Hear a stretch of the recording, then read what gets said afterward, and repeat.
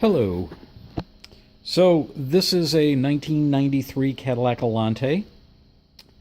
I didn't see any videos on YouTube showing how to get the alternator out, so I thought I'd make one.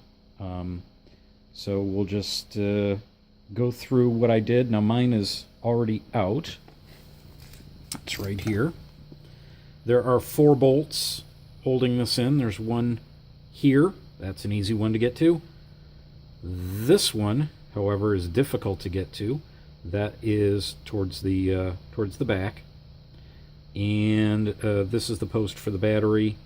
And then on the front, there are 2 more, top and bottom. Okay.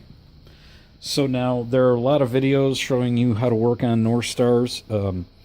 There are videos that will show you that you can pull the alternator out from right here and then move it along here and pull it out this way. You do not have to do that with an Allante. You can see the notch down there. There is a panel with 4 bolts that you can remove. There's a plastic panel that runs the entire length right there that you remove. That has 3 10mm bolts in it. And then there is a steel panel right here underneath that is held in with 4 10mm bolts. Once you get that off, you can unclip this long lead right here, down there. I'll get underneath the car and show you that in a moment. It's clipped to this piece here, and once you get that out of the way, then you can move it around and give yourself some space. Also, I have loosened the overflow container for the radiator. I have undone one end of the top hose for the radiator, just kind of bent it back over. Kind of glad that I came down here and pulled out the air box to give myself a little bit of room, because I did find that the belt for the water pump is kind of hashed. So it was good to get this cover off here, have a good look at that, and see that it was in pretty bad shape. It's probably original to the car. This car has 100,000 miles on it, so it's time for all the belts. I'm going to do the belts also while I've got the alternator off. I'm going to come in here and get at the serpentine belt tensioner. Engine seems to there seems to be a little bit of a squeak going on, and that's typically what's going on there. To get at the belt tensioner, you know, there's the arm off of the tensioner that has a square hole that you can put a 1/2-inch breaker bar in. Now, to give myself a little bit of wiggle room here, literally wiggle room, there are 2 10mm bolts, screws, down at the bottom of the air conditioner dryer here. And what I've done is I've removed those. It just gives me a little bit of play here, so that I can get my breaker bar in there, in order to get to that tensioner socket, so that I can use a 1/2-inch breaker bar on it and get that loose.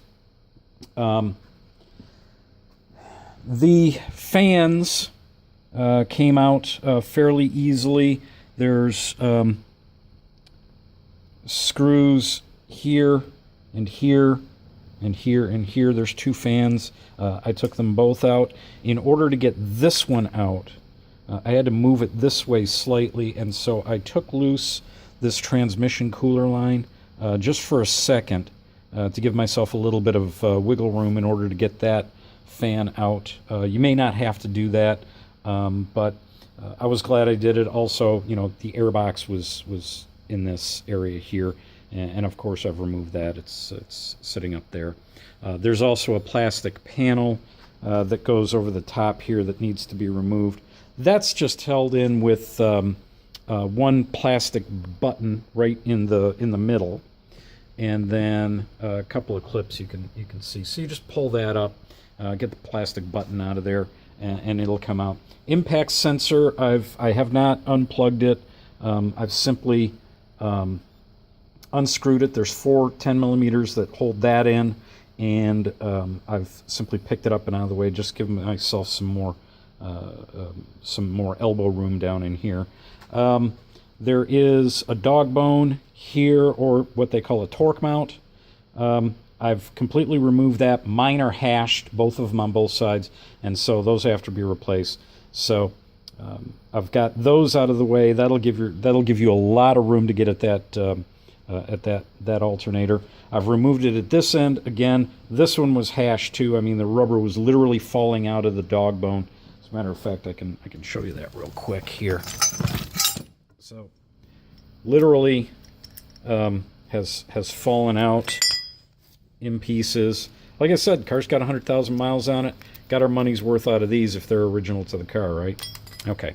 So, at the bottom for the fans, by the way, there's no screws. They just sit in a rubber grommet at the bottom. So you get these screws off at the top.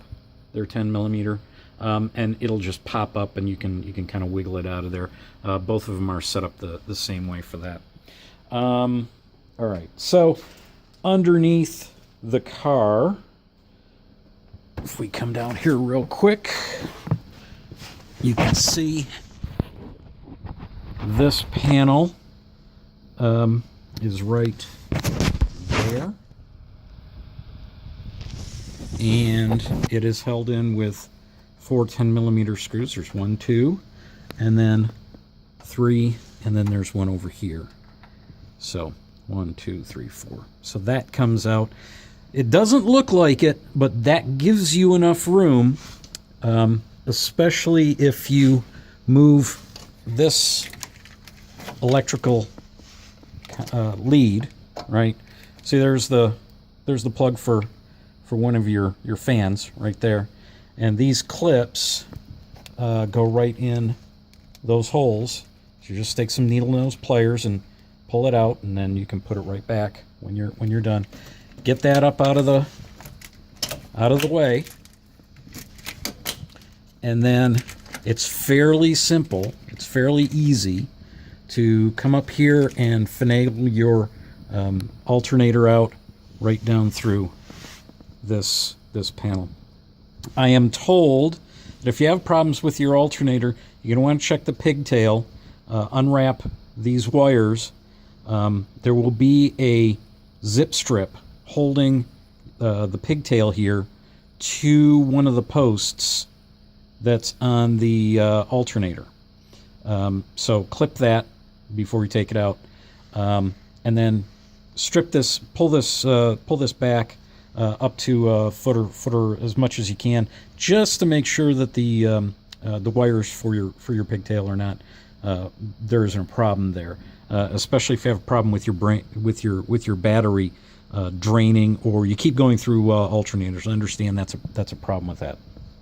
Okay, so there is, you can see there is the plastic panel right there that goes all along here. Again, that's held in with 10 millimeter screws. Take that off. So the only other bit of advice I would give is, when you're taking off, this is that bolt that if I get out of my own light. This is the one that you can't get out completely. It's off one of the ears that holds the alternator on. You just back it out as much as you can. Then you kind of have to wiggle your alternator out of there. It's gonna feel like it's not gonna come, and you're gonna be tempted to like try and maybe bend this or something like that. Don't do that. Just keep wiggling it, and believe me, it'll come. Also, when you're removing these bolts with a wrench, if you're down in here with the wrench, make sure to cushion it or something, because your radiator is right here, and if a bolt or a nut or something just comes loose all of a sudden, you're going to hit your radiator and you can damage the fins. So that's pretty much it. I'm going to go ahead. Like I said, I've got to add or remove the belt tensioner that's in there.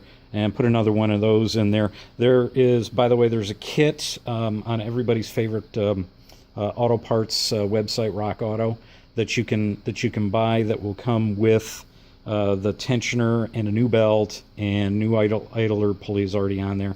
And then there's one other pulley that you probably want to get with that. There's two smooth idler pulleys on the front of this engine that, if you're in there and you're replacing this stuff anyway, just go ahead and do it. You know, it's probably worthwhile. And then, obviously, like I mentioned, I got to get another one of these water pump belts, because I understand that when these things go, they can take out your pulley at the same time and do some damage here. And we don't want to do that. I mean, especially since this belt costs like $4. It's not expensive at all. And the tensioner, you know, you don't even have to put a wrench on it. I mean, you can get at it just like that.